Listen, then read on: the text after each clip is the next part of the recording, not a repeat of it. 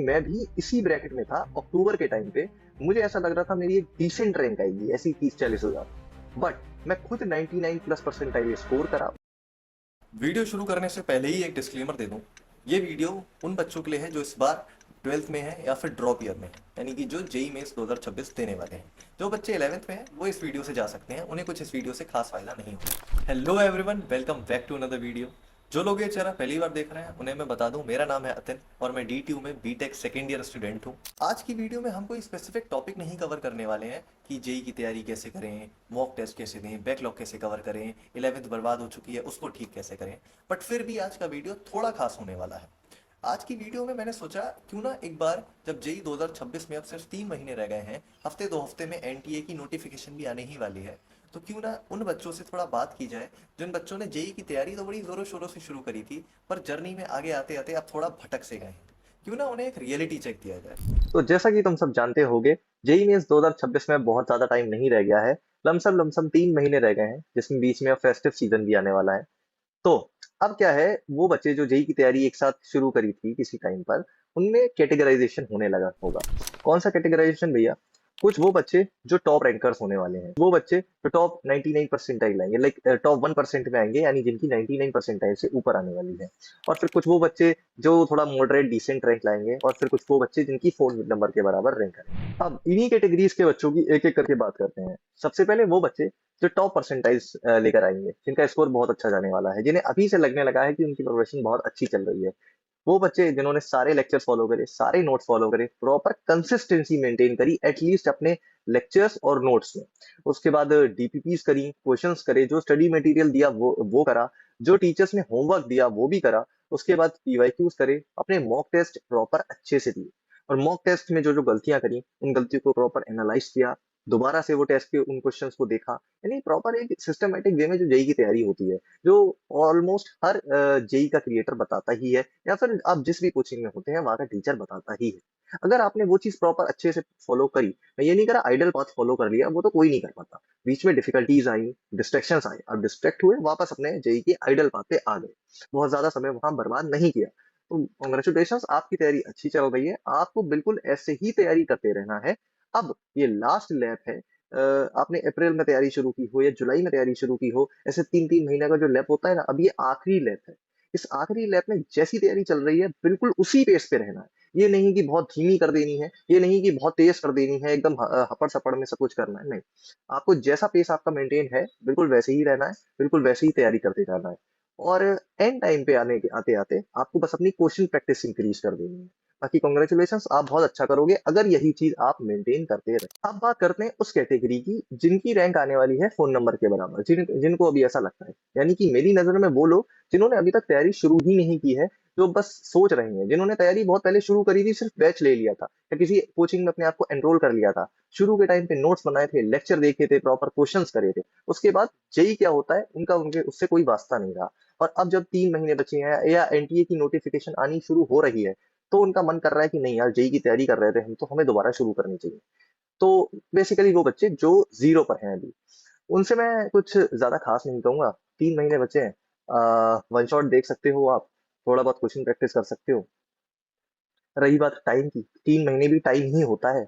अब भी अगर इस चीज में भटकोगे कि क्या सही टाइम है, अभी भी क्या टाइम बचा है, क्या ड्रॉप ले लें या क्या करें, तो भाई अटके ही रह जाओगे और जेई आ जाएगा। तो आप थोड़ा देख लो, आप अभी वन शॉट देख सकते हो, या चाहो तो थोड़े बहुत पीवाईक्यू प्रैक्टिस कर सकते हो।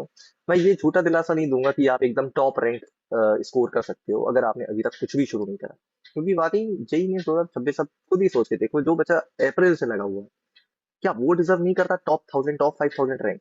या फिर आप जिसकी आंखें अब खुली है, जिसने अपना पूरा टाइम बर्बाद किया, तो वो ज्यादा अच्छे से डिजर्व करता है वो टॉप 5000 रैंक। मैं ये नहीं कह रहा कुछ हो नहीं सकता, क्या पता कुछ मेरेकल हो जाए, बट प्रैक्टिकली देखें तो यह भी पॉसिबल नहीं है कि अगर आपने कुछ शुरू नहीं करा है और आप टॉप रैंकर में आ जाए। तो उनकी तो बात हो गई जो जेई की जर्नी में प्रॉपर कंसिस्टेंसी के साथ बने हुए हैं और जो जेई की जर्नी से अब तक बाहर हैं। अब बात करते हैं जो मोस्ट इंपॉर्टेंट कैटेगरी है, जो कि डिसेंट रैंक लाने वाले बच्चों की कैटेगरी होती है। एक बात हमेशा याद रखना, ये जो 99 के ऊपर के परसेंटाइल होती है, और जो क्वालिफाइंग परसेंटाइल कह दो उससे नीचे के बच्चे होते हैं, ये जो बीच का ब्रैकेट बचा, ये बहुत ही क्रूशियल ब्रैकेट कहूंगा मैं, क्योंकि ये बच्चों की रैंक पहले से प्री डिफाइंड आई थिंक कभी नहीं होती। एक बच्चा जो सपोज 95 परसेंटाइल ला रहा है, वो 99 तक पहुंच सकता है। मेहनत में बहुत ज्यादा फर्क नहीं होता एक 95 परसेंटाइल, एक 98 परसेंटाइल या एक 99 परसेंटाइल वाले बच्चे की। वो तरीके में फर्क होता है, और वो तरीका सुधारने का वक्त जो होता है ना, वो यही वक्त है, आखिरी का जो लास्ट लैप होता है, ये जो आखिरी के 3 महीने बचे हैं। अब डिपेंड करता है कि तुम इस वक्त में क्या करते हो। तुमने अब तक चीजें अच्छे से नहीं करी, कोई बात नहीं, तुमने करी है एटलीस्ट, अच्छे से नहीं करी, दैट्स वाई तुम एक डिसेंट रैंक लाने का सोच रहे हो, या तुम एक डिसेंट रैंक ला सकते हो, तुम ऐसा सोच रहे हो। तो तुमने चीजें तो करी हैं, बट उनको सिस्टमेटिक वे में नहीं करा, कंसिस्टेंसी के साथ नहीं करा। वो मैं समझ सकता हूँ, वो तुम्हारी गलती नहीं है। अगर तुम शुरू ही नहीं करते एक बार को, वो तुम्हारी गलती होती। तो अब बात है कि अब इस आखिरी के 3 महीने में भैया क्या करें कि हम सीधा इस डिसेंट रैंक वाले ब्रैकेट से उठ के 99 प्लस परसेंटाइल ला पाए, उस कैटेगरी में आ पाए। तो यार देखो, ये मैं पर्सनली खुद इतने अच्छे से बताऊंगा तुम्हें, क्योंकि मैं भी इसी ब्रैकेट में था अक्टूबर के टाइम पे। मुझे ऐसा लग रहा था मेरी एक डिसेंट रैंक आएगी, ऐसी 30-40 हजार। बट मैं खुद 99 प्लस परसेंटाइल स्कोर करा, उस ब्रैकेट में आया। तो वो जो तरीके जो इस टाइम पे तुम्हें फॉलो करने चाहिए, वो मैं तुम्हें, मुझे लगता है, बहुत अच्छे से बता पाऊंगा। बस फॉलो करना तुम्हारे हाथ। तो सबसे पहले एक बार मैं दोबारा बताता हूँ एक आइडल पाथ क्या होता है। लेक्चर देखे, नोट्स बनाए, उसके बाद डीपीपी करी, नोट्स का रिवीजन कर लिया थोड़ा सा, फिर डीपीपी करी। डीपीपी में जो क्वेश्चन नहीं बने वो चेक करे क्यों नहीं बने, दोबारा करे। उसके बाद पीवाईक्यू पर आ गए। ये पाथ मैंने फॉलो करा था। एक पाथ, और इस पाथ में एक स्टेप और होता है, मॉक टेस्ट देना। वो मैंने खुद फॉलो नहीं करा, बट मैं वो चीज ये नहीं कहता आप भी फॉलो मत करो, क्योंकि वो पाथ अगर आपने छोड़ दिया, वो पार्ट अगर आपने छोड़ दिया, तो आपकी जेई रैंक अगर ये आ रही होगी तो बहुत नीचे गिर जाएगी। मॉक टेस्ट का पार्ट बहुत जरूरी होता है। तो सबसे पहले, अब जो 3 महीने बचे हैं, उसमें मॉक टेस्ट देना शुरू कर दो। मैं ये नहीं कह रहा डेली एक देना शुरू कर दो। अगर तैयारी ठीक ठाक हो चुकी है, एक अच्छे पेस पर हो, तो हर हफ्ते एक टेस्ट देना शुरू कर दो। हर संडे एक टेस्ट देना आप लोग अफोर्ड कर सकते हो। दूसरा, जो लोग थोड़ा लो पेस पर चल रहे हैं अभी भी, वो 15 दिन में एक बार टेस्ट देना तो एटलीस्ट शुरू कर दें। बट अगर अब भी ये कहकर टेस्ट टालते रहोगे कि हमारी भाई तैयारी नहीं हुई है, सिलेबस पूरा नहीं हुआ है, कॉन्फिडेंस नहीं आ रहा है, तो याद रखना 3 महीने बाद जेई मेंस आ जाएगा। कॉन्फिडेंस तब भी नहीं आएगा, तैयारी तब भी पूरी नहीं हुई होगी, और तब तुम वो जेई मेंस का टेस्ट छोड़ नहीं पाओगे। तो वही, बस वही चीज अभी भी मेंटेन करो, और ये सोचो कि यही तुम्हारा एक्चुअल जेई मेंस है। जितना स्कोर आ रहा है, मैं कह रहा अगर 50 नंबर भी आ रहे हैं, कोई बात नहीं, टेस्ट दो। 100 आ रहे हैं, टेस्ट दो। 150 आ रहा है तो ये एक ठीक ठाक स्कोर होता है भाई, एक अच्छा स्कोर कह देते हैं हम तो 150 को, अगर एक मॉडरेट शिफ्ट है। तो अगर 150 भी स्कोर कर पा रहे हो तो बहुत अच्छी बात है। ट्राई करो, अगर 50 है तो 100 टच करने का ट्राई करो, 100 है तो 120, 120 है तो 150, इस तरह से ऊपर ले जाओ। एक चीज और कहूंगा, रैंडम मॉक टेस्ट मत देना कि तुम किसी वेबसाइट पे चले गए या कहीं भी रैंडम किसी भी जगह से तुमने मॉक टेस्ट उठा लिए, किसी भी कोचिंग के मॉक टेस्ट उठा लिए। इससे दो चीजें हैं। पहला, अगर तुमने वो टेस्ट दिया और वो बहुत ज्यादा टफ हुआ, तो तुम्हारे मार्क्स ऑटोमेटिकली कम आएंगे तुम्हारी तैयारी होने के बाद भी, तो तुम्हारा कॉन्फिडेंस लूज होगा। और ये जो आखिरी का टाइम है, इसमें अगर तुम्हारा कॉन्फिडेंस लूज होता है तो बहुत गलत बात है। तुम एक्चुअल जेई मेंस में क्या पता फंबल कर जाओ। और अगर टेस्ट बहुत ज्यादा इजी है, तो तुम्हारे मार्क्स बहुत ज्यादा आएंगे, तुम ओवरवेलम कर जाओगे, तुम्हारी तैयारी उस लेवल की नहीं भी होगी, तुम तब भी कहीं ना कहीं सोचोगे तुम्हारी तैयारी बहुत अच्छी है, एक्सपेक्टेड परसेंटाइल तुम अपनी बहुत ज्यादा मान के चलोगे, और उसी बेस पर तैयारी करते रहोगे। फिर जब एक्चुअल जेई मेंस देने बैठोगे और वहां क्वेश्चन नहीं बनेंगे, तो उस पूरे पेपर में तुम पैनिक कर जाओगे, और वो पूरा तुम्हारा पूरा पेपर बिगड़ जाएगा। तो मॉक टेस्ट भैया फिर कहाँ से देने हैं? तुम्हें मॉक टेस्ट नहीं देने हैं, प्रीवियस ईयर पेपर जो है जेई मेंस के, उनको एज अ मॉक टेस्ट देना है। तुमने पीवाईक्यू अगर कर रखे हैं, थोड़े से बढ़िया बात है, नहीं करे हैं और करना अब शुरू करा है, तो मैं ये कहूंगा कोई भी एक साल पकड़ो, मे बी, और 2013 के बाद का कोई भी साल पकड़ो, और उस साल के तुम पीवाईक्यू मत करो। इंडिविजुअली पीवाईक्यू चैप्टर वाइज उसके मत करो। उस एक साल के जेई मेंस के पेपर उठा लो। जेई मेंस तुम्हें तो टोटल 24 पेपर मिल जाएंगे उस साल के। उस साल के वो 24 पेपर उठा लो, और उस पूरे पूरे पेपर को सॉल्व करना शुरू करो। यानी कि बहुत सिंपल शब्द में, मॉक टेस्ट की जगह प्रीवियस ईयर जेई के पेपर करो। 2013 के बाद से इसलिए कह रहा हूँ क्योंकि उसके बाद से पेपर एनटीए ने बनाना शुरू करा था, आई थिंक। तो वो तुम्हें ऑलमोस्ट सेम लेवल के मिल जाएंगे, और उस बेस पर अपनी परसेंटाइल इवेल्युएट करो। ये पहली और सबसे ज्यादा इंपॉर्टेंट टिप थी, जो तुम्हें जेई मेंस में अच्छा स्कोर करने में हेल्प करेगी। इसके बाद रिवीजन अपना थोड़ा पेस बढ़ा दो। लेक्चर देखने की फ्रीक्वेंसी थोड़ी सी कम करो, थ्योरी की फ्रीक्वेंसी थोड़ी सी कम करो, और सीधा क्वेश्चंस की फ्रीक्वेंसी अब बढ़ा दो। क्वेश्चंस सही से, मतलब जो तुम्हारे जेई लेवल के क्वेश्चन है उन्हीं को करना है, बहुत ज्यादा टफ नहीं, बहुत ज्यादा इजी नहीं। अपने पीवाईक्यू बिल्कुल करो, पीवाईक्यू छोड़ के नहीं जाने हैं। पीवाईक्यू करोगे ना, तो तुम्हें ऐसा लगेगा कि जब तुम एक्चुअल जेईमेंस दे रहे होगे कि तुम दोबारा से पीवाईक्यू ही कर रहे हो। एक चीज और, अब अगर तुम लोगों का कोई बहुत टफ चैप्टर छूट गया है, फॉर एग्जांपल रोटेशन, जो कि एक टफ चैप्टर है, बड़ा चैप्टर है, और वो छूट गया है, तो मैं अब सजेस्ट नहीं करूंगा तुम उसको अभी पिक कर लो। अब तुम पहले स्कोरिंग चैप्टर्स को टारगेट कर लो, स्कोरिंग चैप्टर्स को एक बार पूरा करके साइड में रखो विद पीवाईक्यू। उसके बाद अगर कहीं ना कहीं तुम्हें लगता है तुम्हारे पास टाइम है, तुम्हारी स्थिति तुम ज्यादा अच्छे से जानते हो, तुम्हें लगता है इतना टाइम है, क्योंकि रोटेशन अच्छे से करने में कम से कम तुम्हें 20 दिन मांगता है, डेली अगर एक एक लेक्चर देखते हो तो अगर इतना टाइम है तो कर लो। वरना इतने टफ चैप्टर अब मैं सजेस्ट नहीं करूंगा कि तुम करो, अब मैं कहूंगा उनको छोड़ दो। उनका बेसिक बेसिक पढ़ सकते हो पढ़ लो, ऑल दो बेसिक से क्वेश्चन तुम्हें रोटेशन का तो नहीं बनेगा।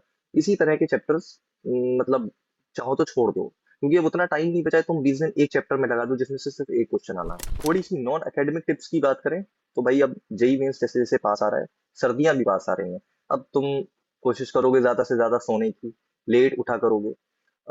देखो, सर्दियाँ ऐसी चीज़ होती हैं जो तुम्हें बहुत ज़्यादा लेज़ीनेस की तरफ ले जाती हैं। तो इस चीज़ से अपने आप को बस इस बार बचा लो, तो तुम्हारी जो अगली सर्दियाँ होंगी वो एक बहुत अच्छे कॉलेज में निकलेंगी। मैं यही टिप दूँगा। मतलब इसमें मैं ये नहीं कह सकता कि ऐसा कर लो, वैसा कर लो। ये तुम्हारे खुद से अंदर से इंस्टिंक्ट आना चाहिए कि भाई नहीं, इस बार सर्दियों में बहुत ज़्यादा लेज़ी नहीं होना है। एक चीज़ और, बेड पे बैठ के, रज़ाई में पैर डाल के बैठकर पढ़ाई करना अवॉइड करना। एक बार रज़ाई में पैर डालेंगे, तुम्हें नींद आ जाएगी। तुम्हारा पूरा दिन या फिर पूरी रात चली जाएगी जो तुमने सोचा है कि अब तुम्हें पढ़ाई करनी है। तो वो चीज़ अवॉइड करना, टेबल चेयर पे ही बैठ के पढ़ाई करो। ठंड लगेगी, सॉक्स पहनो, वो चीज़ें करो। ये चीज़ हमने भी अपने टाइम पे करी है, जो बच्चा जेईई की तैयारी से निकला है सबने करी है। तो अपने आप को सर्दियों से बचाओ। इसके अलावा कोई भी जो वेदर चेंजेस आते हैं लाइफ में, उनसे अपने आप को बचाओ। किसी महिला मित्र के चक्कर में अभी मत पड़ो। इन चीज़ों से अपने आप को दूर रखो। ज़्यादा इंस्टाग्राम ये सारी चीज़ें अभी के लिए छोड़ दो। डिस्ट्रैक्शन से बिल्कुल बचा के अब बिल्कुल एक आइडल पाथ पे आ जाओ। तो तुम फॉर श्योर इस ब्रैकेट से उठ के इस ब्रैकेट में आ जाओगे। तुम्हारी एक अच्छी परसेंटाइल बन जाएगी। और मैं अभी से कह रहा हूँ, अगर कॉन्फिडेंस गिरे और मन में एक बार भी आए कि जनवरी की जगह अप्रैल अटेम्प्ट टारगेट करता हूँ, तो ऐसा बिल्कुल मत होने देना। भूल जाओ कि अप्रैल अटेम्प्ट कुछ होता है। सिर्फ जनवरी अटेम्प्ट तुम्हारा प्राइमरी गोल होना चाहिए, और जनवरी अटेम्प्ट में तुम्हें अपनी मैक्सिमम परसेंटाइल लानी है। अगर तुम बैकअप लेके चल रहे हो कि अप्रैल अटेम्प्ट है देख लेंगे, तो सिर्फ देख ही पाओगे। एक अच्छा कॉलेज जनवरी में स्कोर नहीं कर पाओगे।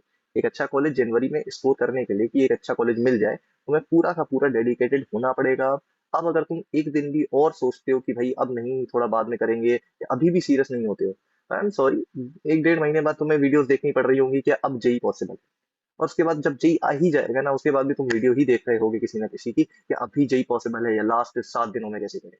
और ध्यान रखना, ये सारी वीडियोस किसी फायदे की नहीं होती कि आखिरी 7 दिन में जेई कैसे करें, 10 दिन में जेई कैसे करें, 1 डे बिफोर, पता नहीं क्या क्या वीडियोस बनती हैं। जेई है, मजाक नहीं है। तो सभी को ऑल द वेरी बेस्ट, अपनी तैयारी में लग जाओ। ये वो टाइम है जब अपना कॉन्फिडेंस हाई रखना है। डीमोटिवेटेड फील होगा, बट होने नहीं देना है अपने आप को। इंट्रिंसिक तो अंदर से एक मोटिवेशन आती है, वो रखो अपने साथ। और यही लास्ट लैप है, इसमें मेहनत करो। किसी को कोई बात बुरी लगी हो जो मैंने फोन नंबर रैंक वाले ब्रैकेट के लिए बोली हो, तो यार बुरा लगना भी चाहिए। बट बुरा लग के फिर तुम चाहो तो कमेंट में कुछ लिख दोगे, मुझे उससे कोई फर्क नहीं पड़ेगा। तो इस चीज को एक्सेप्ट करो कि ये तुम्हारी रियलिटी है। और अब आगे जो 3 महीने बचे हैं उसमें अच्छा करो। 3 महीने हैं, टाइम कम है, पर टाइम है, तो इस टाइम में मेहनत करो। जो परसेंटाइल अब आ रही होगी उससे तो अच्छी आएगी, आगे के लिए कभी ना कभी के लिए तो फायदा होगा। तो बस कॉन्फिडेंस अपना हाई रखो। अब ट्राई करो कि डिस्ट्रैक्शन ना हो, किसी तरह का डेविएशन पाथ में ना आए, और एक आइडल जर्नी रहे। ठीक है, फिर वीडियो को यहीं एंड करते हैं और मिलते हैं अगली वीडियो में। All the very best.